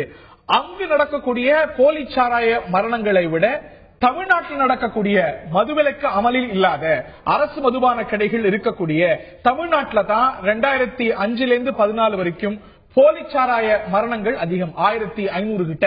குஜராத்ல நல்ல கேள்வி. நான் குஜராத்ல போய் புரோகிபிஷனை பத்தி நாங்க டிஸ்கஸ் பண்ணிருக்கோம். அப்ப எனக்கு கரெக்டா 30 வருஷத்துக்கு முன்னாடி. அப்ப என்ன சொல்றேன்னா, நீங்க 60 வருஷம் 70 வருஷம் நீங்க தமிழ்நாட்டுல கிளீனா புரோகிபிஷன் இருந்த காலத்துல number of people drinking was less. இப்ப என்ன ஆயிடுச்சு, இங்க எல்லாரும் 2-3 கட்சி தலைவர்கள் இப்ப பேசும்போது சொன்னாங்க, ஒரு ஜெனரேஷன் மது அருந்து பழகி விட்டார்கள். பழகிய பின்பு அதை மறுபடியும் புகுத்தி வருவது என்பது மிகவும் கடினமான விஷயம். காலங்கள் மாறி வருகின்றன. இப்ப பண சப்ளை அதிகமா போச்சு. பொருளாதார முன்னேற்றத்துல எல்லாரும் மோட்டார் சைக்கிள் டிரைவர் கூட 2 செல்போன் வச்சிருக்க காலத்துல இருக்கிறோம். வீட்டை கவனிக்காம மது அருந்துற காலத்துல இருக்கிறோம். கடையை உடைச்சு பணம் திருட போனவன் 2 பாட்டில குடிச்சிட்டு மாடியில் ஏறி கொரட்டை விடுற காலத்துக்கு வந்துட்டோம். தமிழகத்தில் மட்டுமல்ல, நீங்கள் மதுவிலக்கை அமல்படுத்தாமல் 40 வருடங்கள் இருந்துவிட்டு ஒரு ஜெனரேஷனே ட்ரிங்கிங் பழக்கி விட்டுட்டு புகுத்துவது என்பது நடக்கக்கூடிய விஷயம் அல்ல. அதையும் செய்ய வேண்டும் என்றால் ஜனநாயக முறைப்படி தயவு செய்து இந்த மாதிரி வன்முறைகளும் நான் சொல்ல மாட்டேன். அதாவது வன்முறைகள் திட்டமிட்டு நடப்பதல்ல, வந்த இடத்துல உணர்ச்சி பூர்வமா நடந்து போச்சு. 2 அதுக்கு ஒத்துக்கணும். ஆனா இதை நீங்க தூண்டி விட்ட மாதிரி எல்லாரும் இப்ப வன்முறையை கண்டிச்சிருக்காரு. வைகோ கூட கண்டிச்சிருக்காரு. அது சரியில்லைன்னு சொல்லிருக்காரு. அவங்க ஊர்ல நடந்தது நான் அதை அப்படி பார்த்தேன் லைவ்ல. ஆனா எல்லா கட்சிகளும் அந்த நிலைமையை எடுக்க வேண்டும். மாணவர்கள் படிப்பு வீணாகும். இப்ப பாருங்க, கிளியரா சொல்லிருக்காரு. இன்னைக்கு இவர் எக்ஸைஸ் மினிஸ்டர் விஸ்வநாதன் அவர்கள் தெளிவா சொல்லிருக்காரு. இங்க பாருங்க, நீங்க மக்கள்கிட்ட என்ன சொல்றீங்களோ அது ஒரு பக்கம் இருக்கட்டும். மது அவங்க சாடையா சொல்லிட்டாங்க, எங்க கொள்கை இதுதான், நீங்க அப்புறம் வாங்கன்னு. பாமக சொல்லிட்டாங்க, எங்க கொள்கை இதுதான், நாங்க கலந்துக்க போறது. நீங்க போராட்டம் பண்ணுங்க, அமைதியாக போராடுங்கள். தயவு செய்து அமைதியாக போராடுங்கள். மக்கள் மத்தியில போய் சொல்லுங்க, பேசுவாங்க, மதுவிலக்கை கொண்டு வாங்க. திரு மயில்சாமி அவர்கள்ட்ட கேட்க விரும்புகின்றேன். பரிபூர்ண மதுவிலக்கு சாத்தியமா, இல்லாட்டி படிப்படியான மதுவிலக்கு சாத்தியமா? இந்த விவாதங்கள் நம்ம கடந்த பல வருடங்களாக பார்த்து வருகின்றோம். இன்னைக்கு பரிபூர்ண மதுவிலக்கு அப்படிங்கிறது வேலை செய்யாது, உடனடியா வேலை செய்யாது அப்படிங்கறதுல வெளிப்படையா அரசியல் கட்சிகள் சொல்லாட்டியும் கூட அது ஒரு பிராக்டிக்கலான அம்சம். படிப்படியாக குறைத்தல், உலக சுகாதார நிறுவனம் சொல்லியிருக்கிறபடி படிப்படியாக அமல்படுத்தல், இல்ல அதுல இதனது வீச்சை குறைத்தல், இதற்கான நடவடிக்கைகள் இன்றைய தேவை இல்லையா? அதாவது இந்த நிகழ்ச்சி எத்தனை பேர் பாக்குறாங்கன்னு எனக்கு கரெக்டா தெரியாது. ஆனா முக்காவாசி பேர் குடிக்கிறவங்க தான் பார்ப்பான். அதுல நான் ஓப்பனா சொல்ல தெரியுமா, ஒருவேளை கடை மூடிடுவாங்களோ ஏக்கத்தான் கூட பார்ப்பாங்க. ஏன் சொல்றேன்னா, தமிழ்நாட்டுடைய புள்ளிவரமே நிறைய பேர் குடிக்கிறாங்கனாலும் குடிக்காதவங்களுடைய எண்ணிக்கை தான் ஜாஸ்தி. இல்ல கரெக்ட். அளவா குடிச்சா உடம்புக்கு நல்லது, மருந்து தான் அது. நீங்க அளவுக்கு மிஞ்சி குடிக்கிறது தப்பு. இவங்க நம்மளுக்கு பெனாயில போதை இருக்குன்னு சொல்லி பாருங்க, அதை வாங்கி குடிச்சிடுவோம். அந்த மாதிரி கேரக்டர். எதுக்கு சொல்றேன்னா, 25 வருஷத்துக்கு முன்னால நான் பார்க்காத போதையே கிடையாது, யாருக்குமே தெரியாது. 25 வருஷத்துக்கு முன்னால ஊசியில் அப்படி ஏற்றுவாங்க. ஊசி ஏற்றி அதுல ஒரு சுகம் இருக்கு. ஸ்நாக்னு ஒண்ணு இருக்கு, ப்ரௌன் சுகர்னு ஒண்ணு இருக்கு, வாங்கன்னு ஒண்ணு இருக்கு, அபின்னு ஒண்ணு இருக்கு. எல்லாத்தையும் பார்த்தோம், கூடவே இருந்தோம். என் கூட மொத்தம் 12 பேர்ல 8 பேர் செத்து போட்டான். எப்படி தெரியுமா செத்தான்? டாஸ்மார்க்கான சாகல, அந்த ஊசி அந்த அந்த எல்லாம் அடிச்சு சொறி உடம்பு சொறி செத்து போட்டான். எனக்கு அப்படி ஆகி போச்சு. அதைத்தான் முதல்ல டிவியில விளம்பரமா வந்துச்சு. ஊசி போடுறாங்க, ஆடியன்ஸ் எல்லாம் சாகுறாங்க, போதையில பெத்தவங்க அப்படி ஒரு அழுக. ஆனா அதுக்காக இந்த டாஸ்மார்க்கை நியாயப்படுத்தல. அது இந்த கெடுதல் தான், அது எந்த மாற்றம் கிடையாது. ஆனா இந்த டாஸ்மார்க் வந்ததுக்கு அப்புறம் அதெல்லாம் அப்படியே அடியோட ஒளிஞ்சு. அதுக்காக இந்த டாஸ்மார்க் வேணும் நான் கொண்டாடல. உனக்கு எங்கே போச்சு, உனக்கு தெரியாத அளவுகோல் இவ்வளவுதான். ஒரு புல்லு வாங்கி 1 மாசம் குடிக்கிறவங்க இருக்கா, 1 ஹவர்ல குடிக்கிறவங்க இருக்கா, அது தெரியுமா? 1 மாசம் வச்சிருக்காங்க. இன்னைக்கு நான் பாத்துக்க, பாண்டிச்சேரியில ஒரு வயசான ஒரு 60 வயசு இருக்கும், ஒரு ஏரி பக்கம் வந்தாரு. நான் அவட்ட பத்தி என்ன சார், குடிக்க வந்திருக்கேன் சார். 60 வயசு நீங்க பயந்து குடிக்க வந்திருக்கீங்க சார்? நான் 40 வருஷமா குடிக்கிறேன், ஆனா எங்க வீட்டுக்கு தெரியவே தெரியாது. 30 ml மினி பாட்டில் 2 பாட்டில் வச்சிருக்காரு சார், அதை 2 ஹவரா குடிக்கிறார் சார். நான் அவரை கட்டி பிடிச்சி அவரை போட்டோ எடுத்துக்கிட்டேன். ஏன் தெரியுமா, நான் அதிகமா அப்படி இருந்தவங்க இருந்த காலம் மாதிரி இல்ல. மது கடைக்கு மிரட்டக்கூடிய மதுக்கடைக்கு பயந்து போன காலம் போய் இன்னைக்கு அவ்வளவு தைரியமா அத போறதுக்கு சின்னஞ்சிறிய சிறுவர்கள் போறாங்க, போய் வாங்குறாங்க, அவ்வளவு ஆக்சசிபிளா இருக்கு. இதுல ஒரு மாற்று கொள்கை நமக்கு அவசியம். மாற்று கொள்கை எப்படி சார்? நம்ம தான் சார் மாறிக்கணும். நான் என்ன அரசுகளை குறை சொல்ல வேண்டாம், பொதுமக்கள் நீங்க கொஞ்சம் ஒத்துழைக்கணும்.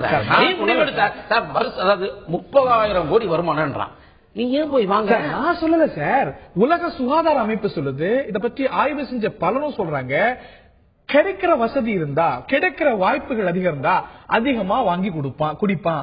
அதுதான் சாமானியனுடைய மனோபாவம். கிடைக்கிற வாய்ப்பை நம்ம ஊர்ல கிடைக்கிற வாய்ப்பை குறை, நம்ம ஊர்ல பழக்கம் குறையும். நம்ம ஊர்ல 1800 கடை இருந்தா லைப்ரரியை விட குடிக்கிற கடை இருந்ததுன்னா ஜாஸ்தியா தானே வாங்கி குடிப்பான். ஊர்ல பூட்டி இருந்த கடையை தட்டி கேட்கறானே. இல்ல மயில்சாமி வந்து மருந்தா இத்தனை வருட காலம் பாக்குறாரு. அந்த கண்ட்ரோல் எல்லாருக்கும் இருக்க மாட்டேன். மருந்து விருந்து அவரை கட்டணம் இருக்குது. IAS அதிகாரி ஒரு கருத்து நல்லா சொன்னார், நான் அதை வரவேற்கிறேன். என்னன்னா பழக்கமாயிடுச்சு, 2-3 தலைமுறை பழக்கமாயிடுச்சுன்னு சொன்னார். அது உண்மைதான். லாட்டரி கூட தான் 2 தலைமுறைக்கு பழக்கமாயிடுச்சு. ஆனா ஒரே ஒரு உத்தரவின் மூலம் அந்த லாட்டரி அழிக்கப்பட்டு விட்ட காரணத்தால், கடுமையான சட்டங்கள் இருந்த காரணத்தால், போலி லாட்டரி வராம பார்த்து கொண்ட காரணத்தால் இந்த லாட்டரி என்று ஒரு சமுதாயம் மறந்து போச்சு. அப்படி ஒரு கட்டத்தை ஏன் எட்டக்கூடாது? 2013 பிப்ரவரியில உயர்நீதிமன்றத்தில் ஒரு உத்தரவு போட்டாங்க. பாட்டாளி மக்கள் கட்சியை சேர்ந்த வழக்கறிஞர் பாலுதான் போட்டார். நாங்க கூட பாராட்டோம். அவங்க எங்களை பாராட்டுறவங்க இல்லையோ, நாங்க அவங்கள பாராட்டணும். அந்த கட்டத்தில் என்ன சொன்னாங்கன்னா, நெடுஞ்சாலையில இருக்கின்ற அந்த வைன் ஷாப்ல அகற்றணும் சொல்லிட்டு ஒரு ஆர்டர் கொடுத்தாங்க. 31/3/2013 அவற்றையெல்லாம் அகற்ற வேண்டும் சொல்லும்போது ஸ்டேட் ஹைவேஸ்க்கு அவங்க எக்ஸம்ஷன் கேட்டாங்க. ஆனா இன்னி வரலும் இந்த அரசு 504 கடைகள்ல 300 கடைகளுக்கு மேல இன்னும் நெடுஞ்சாலையிலே தான் இருக்கிறது. 504 கடைகள்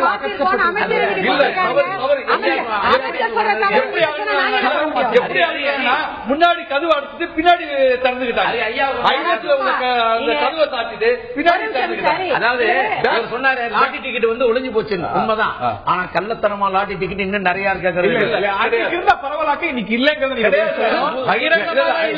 அப்படி ஒரு செக் வந்தா மாணவர்கள் தப்பிப்பாங்களா? ஒரு நிமிஷம். பாமக தொடர்ந்த வழக்கை ஹானரபிள் ஜட்ஜ் என்ன தெரியுமா சொல்லியிருக்காரு? தமிழ்நாட்டில் 30% பேர் மது அருந்துகிறார்கள். அதுவும் உழைக்கும் கிட்டத்தட்ட 2 கோடி பேர் மது அத்தியாவசிய பொருளாக வருகின்ற கம்யூனிட்டியில் வந்து ஒரு ஜட்ஜ் சொல்லியிருக்காருங்க. நாங்க சொல்லலைங்க. அரசியலமைப்பு சட்டம் என்ன சொல்லுது? Directive principles of state policy. மது அப்படிங்கிறது, மது கொள்கை, மது விலக்கு அப்படிங்கிறது அரசாங்கத்துடைய கொள்கை.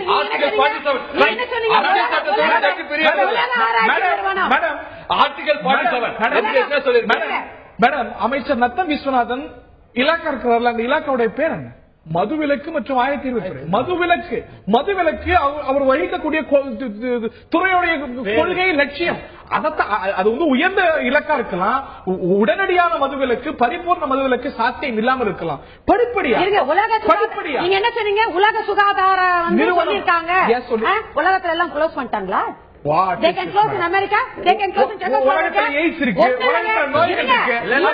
நீங்க ஒருத்தர் பாக்குறீங்க, எல்லாரையும் காப்பாத்துங்க. நீங்க அசாம் போங்க. WHO நோக்கம் உலகத்துல எய்ட்ஸ் இல்லாம செய்யுது. இன்னைக்கு உலகத்துல அது போன்ற ஒரு கொடிய கூர்ந்து போனீங்கன்னா யார் வீட்டுக்கு போனாலும் அவங்களோட முதல்ல வைன் கொண்டாந்து வைப்பாங்க. அவங்களோட நடைமுறை வேற போதையாக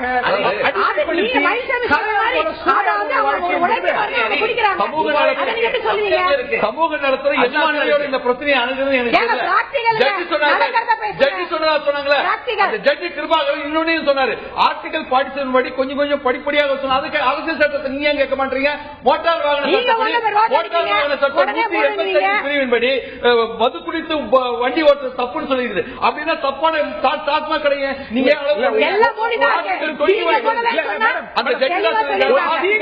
கொடுமை பிராக்டிக்கல் அப்படிங்கறதுனாலயே அதை அனுமதிச்சிட முடியாது. அதை நீக்குவது, குறைப்பது, அது அறவே இல்லாம செய்வதுதான் ஒரு வெல்ஃபேர் ஸ்டேட் உடைய.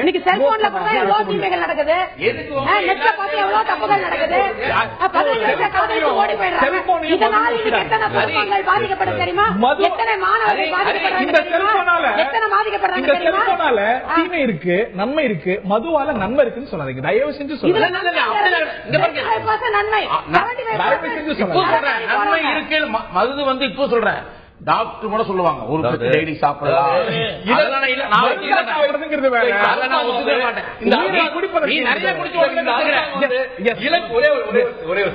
இலக்கு வைத்து இந்த அரசாங்கம் வந்து இலக்கு வைத்து நிற்குது. கடந்த வருடம் மாத்திரம் 180 டாஸ்மாக் கொலையாளர்கள் இன்றைக்கு சஸ்பெண்ட் செய்யப்பட்டிருக்கிறாங்க. காரணம் அந்த இலக்கை, விற்பனை இலக்கை அந்த அடையாள காரணத்தான் 34 கண்காணிப்பாளர்கள் இடமாற்றம் செய்யப்பட்டிருக்கிறார்கள். மாவட்ட இடமாற்றம் செய்யப்பட்டிருக்கிறார்கள். சுருக்கமா இறுதிவாதம். இன்னைக்கு திமுகவுக்கு இதுதான் நோக்கம். நாளைக்கு நடத்தக்கூடிய போராட்டத்துக்கு முழு ஆதரவு கொடுக்கலாம். நீங்க ஒரு தேதியில, அவங்க ஒரு தேதியில. அரசியல் கிரெடிட் வருத்தப்பட்டு சொல்லக்கூடிய விஷயங்கள் என்னன்னா, இன்னைக்கு வந்து திரு சசி பெருமாளுடைய உடல் இன்னும் வந்து நல்லடக்கம் செய்யப்படாத ஒரு காலகட்டத்தில் இப்படிப்பட்ட ஒரு விவாதம் நடந்துட்டு இருக்குது. ஒரு குறைந்தபட்சம் ஒரு மனிதாபிமானம் இந்த அரசிடத்துல பொதுமக்களுக்கு எதிர்பார்க்கிறாங்க. என்னன்னா, திரு சசி பெருமாளுடைய சகோதரர் கூட பத்திரிகையில பேட்டி கொடுத்திருக்கிறாரு. அவர் என்ன சொல்லியிருக்காரு, இந்த ஸ்கூல்ஸ், ஹைவேஸ் இந்த மாதிரி குறைந்தபட்ச இடத்துலயாவது நாங்க அகற்றோம், படிப்படியா நாங்க குறைக்கிறோம் அப்படிங்கிற ஒரு குறைந்தபட்ச உத்தரவாதம் கூட இந்த அரசாங்கத்துக்கிட்ட இல்ல அப்படின்னு சொல்லியிருக்கிறாரு. இன்னொன்னு சொல்ல போனா, அந்த ஸ்பாட்டுக்கு போன ஒரு பெண் தாசில்தார் கூட கண்ணீர் விட்டு எழுதிருக்கிறாங்க சசி பெருமாளுடைய சகோதரர் அழும்போது. சோ ஒரு அதிகாரிக்கு, ஒரு கீழ் லெவலில் இருக்கக்கூடிய அதிகாரிக்கு இறக்கம் கூட இந்த அரசுக்கு இல்லை. நான் என்னன்னா, இவ்வளவு பெரிய நீண்ட அறிக்கை விட்ட, நான் ஒரு வரையில முடிக்கிறேன், நீண்ட அறிக்கை விட்ட திரு அமைச்சர் அவர்கள் அரசாங்கத்தின் சார்பாக அவரிடத்தை தொடர்பு கொண்டு இவைகளெல்லாம் நடைமுறை சிக்கல்கள் இருக்கிறது அல்லது எங்களுடைய பிரச்சனைகள் இப்படி இருக்கிறது, நீங்கள் கோட்ட கோரிக்கையின்படி பள்ளிக்கூடங்கள், நேஷனல் ஹைவேஸ், தேவாலயங்கள் இந்த பகுதிகளில் இருக்காத நாங்கள் பார்த்துக் கொள்கிறோம் என்று ஒரு மனிதாபிமான அடிப்படையோடு இந்த அரசாங்கம் இல்லாமல் எடுத்தோன் கவுத்தம் என்று ஏட்டிக்கு போட்டியாக பேசுகிறது சொன்னால், இது மக்கள் பார்வையில் இருக்கக்கூடிய ஒரு அரசாங்கமா, மக்களுடைய உணர்வுகளுக்கு மதிக்கக்கூடிய ஒரு அரசாங்கமா? அதனால்தான் நான் கேட்கிறேன், இதற்கு மற்றவர்கள் பதில் சொல்வதை விட மாண்புமிகு முதலமைச்சர் பதில் சொல்லாது இருப்பது ஏன் மௌனம்? அதைதான் சொல்லுகிறோம். துருப்பிடித்து கிடக்கக்கூடிய இந்த அரசாங்கம், செயல்படாத இந்த அரசாங்கம், இதைத்தான் நாங்கள் குற்றச்சாட்டு சொல்கிறோம். எங்களுடைய பொருளாதாரம் சொல்லிக் கொண்டு வருகிறார். நான் திரு சசி பெருமாளுடைய சகோதரர்கிட்டையும் திரு முருகன் அவர்கள்ட்ட இறுதிக்கட்ட வாதத்தை கேட்க இருக்கின்றேன். எந்த உத்தரவாதம் உங்களுடைய போராட்டத்தை முடிக்கும் திரு செல்வம்? சசி பெருமாளுடைய சகோதரர் கிட்ட கேட்கின்றார். அரசாங்கம் உங்கள்கிட்ட பேசினா முடிக்குமா? இல்லாட்டி இன்னைக்கு அமைச்சர் நாங்க மக்கள் நலனுக்காக மதுவில் எங்களுக்கும் ஒரு தீவிரமான பார்வை இருக்கு, நாங்கள் பிரச்சாரம் செய்து வருகின்றோம் அப்படிங்கிற ஒரு விளக்கத்தை கொடுத்திருக்கிறார். What will stop your protest? ஐயா அத நான் சொல்றேன் சார். அதாவது இந்த இப்ப அவங்க சொன்ன மாதிரி கன்னியாகுமரி மாவட்டத்தில் அந்த கலெக்டர் கனெக்ஷன் பண்ணி விட்டாங்க. நீங்க சொல்றது உடனடியாக இதை முழுமையா அடைக்கிறதுங்கிறது சாத்தியப்படுமா, நீங்களே யோசனை பண்ணி பாருங்கிறது அவர் கேட்டாரு. நாங்க அப்படிலாம் கேட்கல சார். எங்களுக்கும் தெரியும் படிப்படியா குறையும். அதான் முன்ன ஐயா சொன்னது போல பள்ளி அருகில் உள்ளது, அதாவது ஹைவேஸ் இடத்துல பப்ளிக்கா வச்சிருக்கிறது, பஸ் ஸ்டாண்ட் இடத்துல இருக்கிறது. எங்க ஊரை சேர்ந்தோம்னா கேட்க பக்கத்துல இருக்கு சார், ஒரு 20-30 அடிக்குள்ளேயே கடை, அதே மருத்துவமனை பக்கத்துல. இப்ப நைட்டு நேரத்துல, இரவு நேரத்துல ஒரு பிரசவத்துக்கு ஒரு 4 பெண்கள் போறாங்க. ஆண்கள் அதிகமாக துணை போக முடியாது, பெண்கள் தான் போக முடியும். வயதான பெண்களும் போறாங்க, அழகான பெண்களும் போவாங்க. இந்த மாதிரி கால சூழ்நிலை பிரசவங்கிறது எந்த டைம்லயும் வரலாம், நைட்லயும் வரலாம், 12 மணிக்கு வரலாம், 1 மணிக்கு வரலாம். இந்த காலகட்டத்தில் எல்லா ஆண்களும் அங்க போய் இருக்க முடியாது. அந்த மாதிரி காலகட்டத்தில் அங்க ஒரு கடைகள் இருக்குமானால் ஏதாவது அசம்பாவம் இருக்கக்கூடாதுங்கிறதுக்காக தான், அதுவும் அறுவே நிறுத்தி கூட விட சொல்றேன் நான். அங்கிருந்து ஷிப்டிங் பண்ணி வேற இடத்துக்கு கொடுப்பாங்க. அந்த அரசு மருத்துவமனை இடத்தையும், பள்ளி அருகத்தை இருக்கக்கூடிய இடத்தையும், கோயில் அருகாமையில் இருக்கிறது ஷிப்டிங் பண்ணி வேற கொடுத்து நடத்திக்க கூட அரசாங்கம் சார்பாக விளக்கத்துல வழிபாட்டு தலங்கள், பள்ளிக்கூடங்கள், கல்லூரிகள் ஆகியவற்றுக்கு அருகே மதுபான கடைகள் இருப்பதாக சொல்வது முற்றிலும் தவறானதாகும். மதுபான விற்பனைக்கான விதிகளில் குறிப்பிட்டுள்ள வழிமுறைகள் தவறாமல் கடைபிடிக்கப்படுகின்றன அப்படின்னு ஒரு விளக்கம் கொடுத்திருக்காங்க. அப்படி வழிபாட்டு தலங்களுக்கு எல்லாம் பக்கத்துல, பள்ளிகளுக்கு பக்கத்துல கடைகள் இல்ல அப்படிங்கிற விளக்கத்தை அரசாங்கம் கொடுத்திருக்கு. பொதுவான அறிவிப்பு தான் கொடுத்தேன். அந்த இடத்துல இருக்குன்னு சொன்னேன். பொதுவா இந்த மாதிரி ஒரு பொது இடத்துல இருக்க வேண்டாம்னு ஒரு பொதுவான அறிவிப்பா நான் சொன்னேன். நீங்கள் சொன்னது போராடிய உண்ணாமலை கடை அப்படிங்கிறது உயர் நீதிமன்றம் உத்தரவிட்ட பிறகும் அந்த இடத்துல நீடிக்கக்கூடிய இடம் அப்படிங்கறதையும் நம்ம பார்த்தாகணும். இப்பொழுது மூடப்பட்டிருக்கிறது.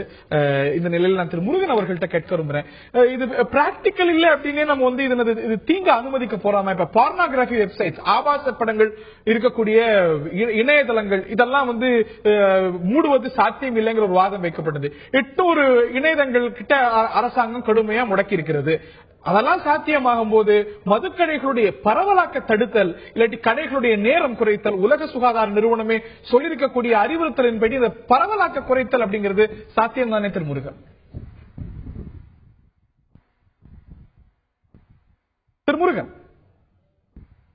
திருமுருகன் என்னுடைய இறுதி கேள்வி உங்களுக்கு. திருமுருகன் அழைப்பில் இணைந்திருக்கிறீங்களா? I suppose not. சகோதரி, இறுதியான கருத்து, நிச்சயமா உங்களை தவிர, அதிமுகவை தவிர, உங்களுடைய தோழமை இயக்கங்களை தவிர அரசியல் ரீதியாக எல்லாரும் இந்த ஒரு நிலைப்பாட்டில் உறுதியா இருக்காங்க. பல்வேறு விஷயங்களை விளக்கிருக்கீங்க. இந்த கருத்துக்களை எல்லாம் பரிசீலிப்போம் கூட நீங்க சொல்லுங்க. இறுதியான வாதம். என்ன இன்னைக்கு நிலைமையோ அதே மாண்புமிகு அமைச்சர் அவர்கள் சொல்லியிருக்காங்க.